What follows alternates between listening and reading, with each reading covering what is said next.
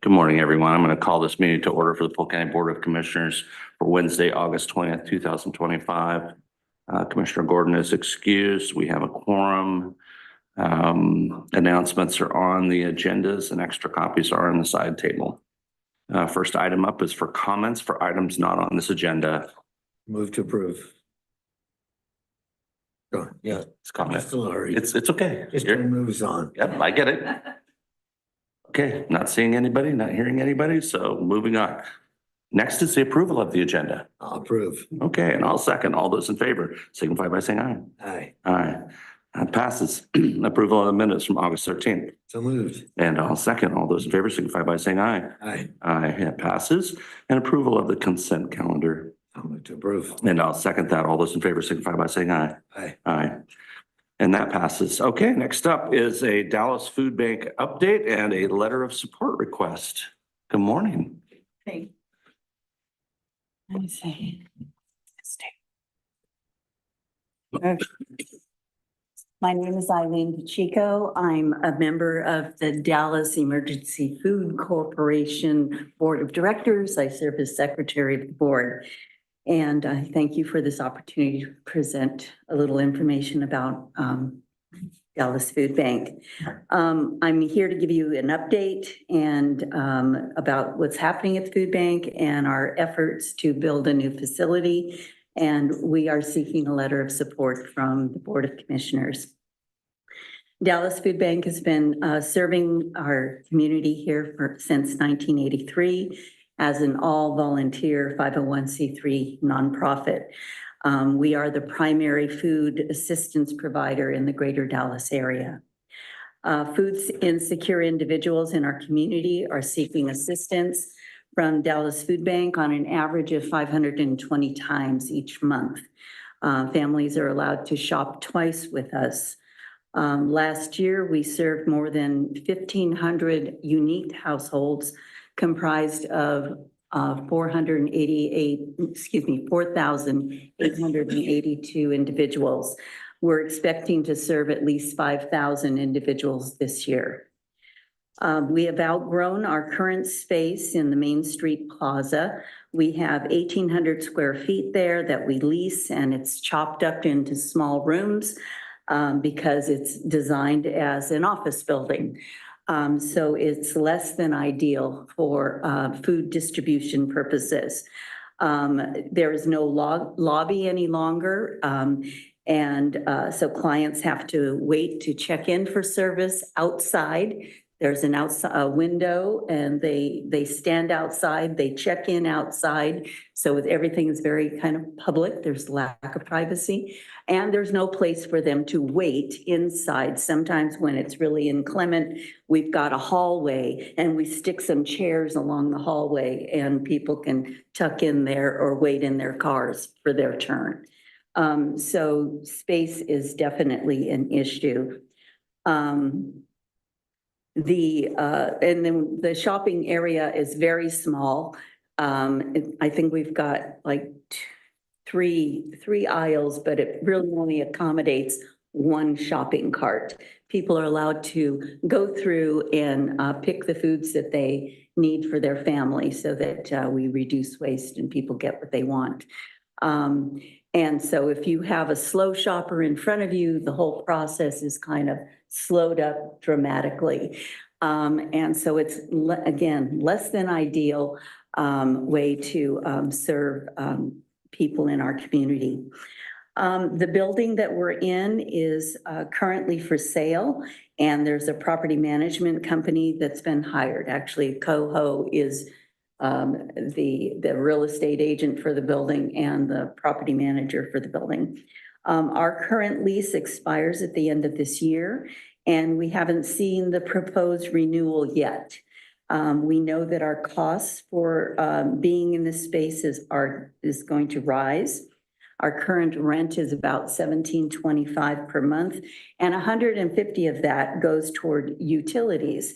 The former owner, who has passed away, was actually paying most of our utility bills. So we're looking at adding another $500-600 probably to our monthly expense for being in that space. For the past 2 years, we've been looking for a new home in Dallas for the food bank. And since January of this year, we've been negotiating with the United Methodist Church to buy a portion of their property on La Creole at 565 La Creole Drive. We've been working with them, actually helping them to get the property partitioned. The partitioning is complete and a purchase and sale agreement is under review. Dallas Food Bank will be purchasing the land with its own funds. We've been saving up for about 10 years to be in a position to do something like this. The undeveloped property is well suited for our food bank.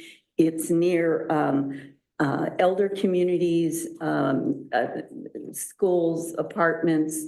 It's in a really good location. We'll actually have parking, things of that nature.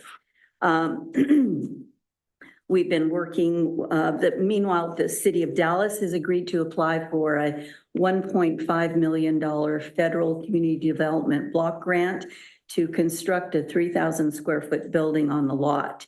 Polk Community Development Corporation is putting the grant application together and, excuse me, and if successful, will manage the construction project. We've been working with Greg Locke Engineering on the lot partitioning, preliminary building design, and the project budget. We're looking at both stick-built and modular options for the building. At this time, we have an estimate of nearly 2.1 million for a 3,000 square foot stick-built building. And obviously the parking and the lot development that will have to occur, it's all part of that price. And if we reduce the space, we're looking possibly to reduce the space a bit so that we can bring that cost down. At 2,500 square feet, the cost would be about 1.96 million. We're awaiting estimates for the modular piece because it involves both the, you know, it being built, it being brought to the site, it being placed in the site. So those costs will come soon. A new building and location will give us adequate parking. The open floor plan for the building will include a receiving area for food deliveries, ample storage for fresh, frozen, and dried foods, a shopping area that accommodates two-way cart traffic, ADA bathrooms, mop and utility sinks, a small office, and a waiting room for our clients. The CDBG funding opportunity is critical, and according to Business Oregon, which is administering the program, funds are available. It's uncertain whether this federal funding opportunity will exist in the future. We are assembling support letters that express Dallas Food Bank's value to the community, and we would like to include a letter from the Polk County Board of Commissioners with these materials. Our CDBG pre-application is due August 30, and we expect to receive an invitation from Business Oregon to submit the full application. That is it. And if you have questions, I'll attempt to answer. I have some, go ahead. Well, why is this 3,000 square feet, $2 million? How much is it per square foot, Greg? 700. How much? 700. $700 a square foot? It's called Davis-Bacon. We pay that too. Yeah, it's, $700 a square foot for an empty storage space, essentially, that you can plug refrigerators into and put up shelves. yeah, there's nothing fancy about it. Well, there shouldn't be. We've been stripping we've been stripping it down from what was originally designed even to try to bring the cost down. And that right now, that's why we're looking at the modular option as well. But a lot of it is in the labor costs that are associated with doing the project. And there's about 500,000, I think, that's in kind of the fees and administrative costs or things of that nature. But I didn't include the budget in the material I gave you, the one budget that we have, but I do have a copy of it. And it lines out the whole, how they've costed it out. So all I can say is this is what the experts are saying a building of this size will cost. So I'm going to ask you to cross over into other people's business for a moment. And I want to ask you if you have any idea what the Ella Curran project is costing. I do not know what. So the do you cost guys of not it. like tag alongside of them and compare? Because you're both We are competing here. We've chatted with them a little bit about their project. I didn't participate in that conversation. Eddie Nelson did. And unfortunately, she's not able to be here today. And we are going to have Patty Nouveau talk to us. They had their land donated to them from Oregon Community Foundation. And they are also getting funding as a result of being a regional distribution center. So they're being set up as kind of like your regional kind of emergency center. And so they've got, their building is going to be bigger. I don't know exactly the size, but it will be larger and it's going to serve a grander purpose than ours. Ours is going to be serving basically the Dallas community and Falls City. We get folks from Falls City, Willamina, Sheridan, all around this area come to Dallas Food Bank. A lot of times people come to Dallas Food Bank because they have a very good selection of food. And the reason they have a very good selection of food is that we do strategic purchases of food. So we make sure our clients have milk and eggs and meat and protein products so that they are getting good food. I haven't visited Ella Curran myself, so I don't know what all they've got going on. I know that they serve more people than we do. At least they have more visits. And our current visits per month are something on the order of 520 per month of families visiting the food bank. So I can't tell you, unfortunately, the cost of their project. Do you know how many food bank facilities there are in Polk County?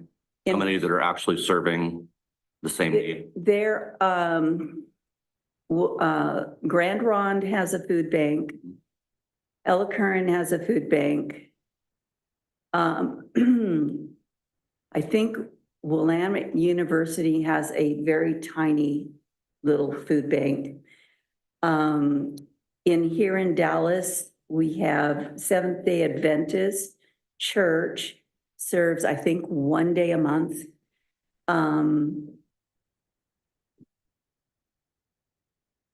West Salem has a food bank. Those are the ones that come to mind. And again, I didn't prep myself on that, but we're all members of Marion Polk Food Shares network of hunger relief facilities. How much did they put in for this facility? Marion Polk Food Share? Yeah. Nothing. Okay. Yeah, they're basically, we have a relationship with them. They provide us food. And we also have opportunity to purchase food through the network at reduced prices. So that's kind of what that relationship, it's a contractual relationship. We have to meet USDA guidelines and other guidelines for serving the community. And so it's a contractual relationship, but every member of the network is its own entity and responsible for its own things. So finally, I mean, you said you're paying rent right now, but have you been given notice to move? We have not been given notice to move. Okay. We approached them probably 2 months ago saying, hey, we'd like to see what the conditions are going to be for our new lease. And we got very little information saying that they're hoping to do 3-year leases.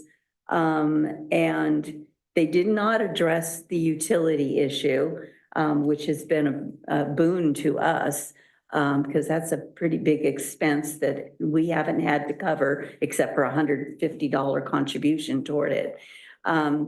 So we're in the dark right now as to what the new lease is going to look like. Obviously, we don't have a place to move.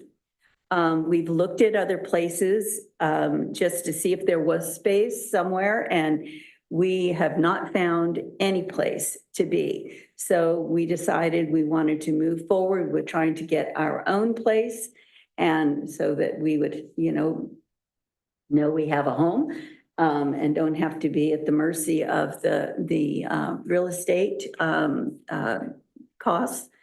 And so that's where that's at.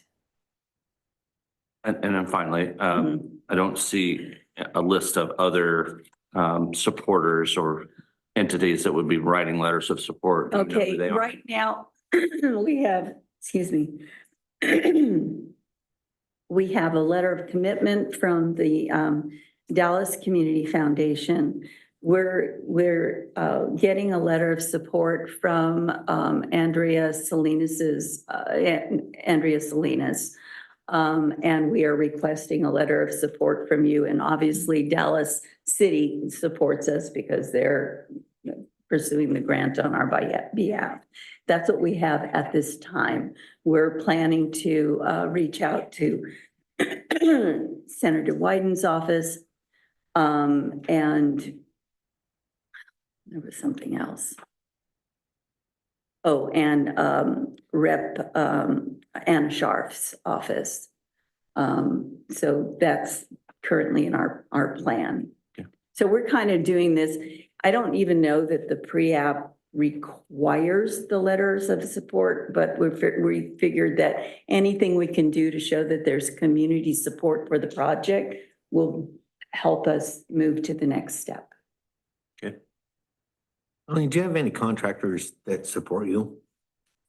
Well, Any builders? Greg Block has been, well, they're not actually, they're the engineering engineer. firm. They have done a lot for us. I mean, we've paid for some, but they've done a lot of gratis. There's, and through Polk Community Development, they have relationships with different folks. And so we expect to be getting, well, we know we've already gotten a lot of support on getting all these estimates and stuff that so far we haven't had to pay for. But we don't have like a contractor selected, and pretty much we're relying on Polk CDC to give us guidance on that piece, because they do this all the time. We don't. We're not builders. So I saw your plans, your projected building. And the reason I asked that question about a contractor, if you could give them those plans, then I think they give you a much better realistic cost of building it. Well- And I can suggest a couple that I know. Okay, you can well, suggest we after the welcome, meeting we can meet. yeah, we'd welcome that. Again, right now, it's kind of like we're putting the materials together for this pre-application, which requires, preliminary plans. Things can obviously change, but they want to know you've got your ducks in a row.